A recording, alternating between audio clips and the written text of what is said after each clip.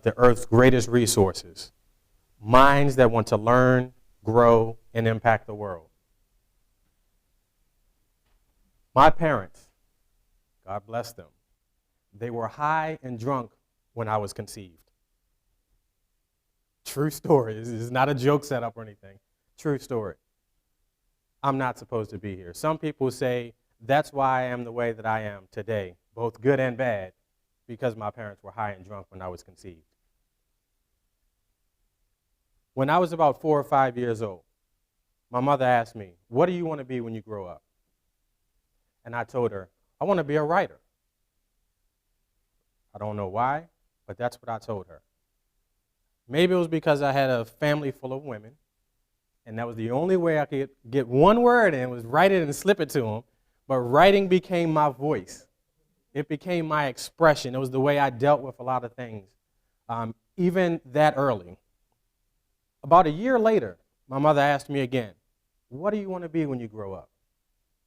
I said, "Writer" again. But then I said, "I want to be married." What's a 5 or a 6-year-old know about being a writer and a husband? I don't know. I never had any of those examples to be able to say, that's what I want to be. So to me, it was foreign. To a lot of people, it was foreign. But my mother said something to me that day. She said, "You can be and do anything that you put your mind to." I'm not sure if she really believed that, because she didn't have those examples to look at either. She knew that I didn't see those examples. I don't know if she really believed that I had the ability or capabilities or I would find my way to do them or not. But the funny thing is, I believed her, even at that early age. Well, a couple years passed. I found my love for sports. You know, as we all do, we tend to want to do many things before we find ultimately what it is we're going to do. I started playing football, and I was pretty darn good. I'm not bragging, but I pretty much caught every ball that was thrown to me. Why are you laughing? That's not a joke. And I used my speed to my advantage. So we had this play. You know, we used to be, on the dirt field playing tackle football, and we would draw it up in the dirt.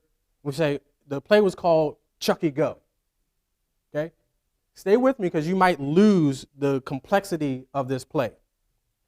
I was lined up at wide receiver all the way on the end, and this was the play. Go! And I used my speed to get past the defender, the quarterback, hut one, hut two, hike, threw it as far as he could, and I would just run under it, catch it, touchdown, every time. A couple years passed. My friends grew a little bit bigger. They grew a little bit wiser. I stayed the same size. They played back a little bit. So they was like, "We're not going to do that play anymore." So they said, "Okay, here's what you're going to do. Run about 10 yards, cut to the left. We're going to throw it to you across the middle. Break." I'm like, "All right." Now run, cut across the middle, catch the ball, turn, boom. That was the day I fell in love with basketball. That officially was my retirement from football.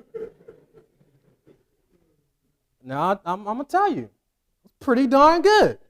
I'm not bragging. I'm just letting you know I had skills. I still got them, but I really had them then. Well, I played point guard. If you know anything about basketball, you're controlling the game. You're throwing passes, you're getting your teammates involved, you're hitting big shots when you need to. That was me. I was the man. I was pretty good. So I figured, in my mind, I'm going to be an NBA basketball star. Cool. So a few years passed, I go to Dunbar High School in Baltimore, Maryland. Dunbar is known to produce national championship basketball teams, produce NBA and Division I players on a regular. I just knew I was going to be the next one to make it to the NBA, coming from Dunbar, because I had skills. Well, I get to school. Mind you, I still hadn't grown too much from that cut across the middle hit. I thought, in my mind, I was going to make it. My body and my abilities disagreed.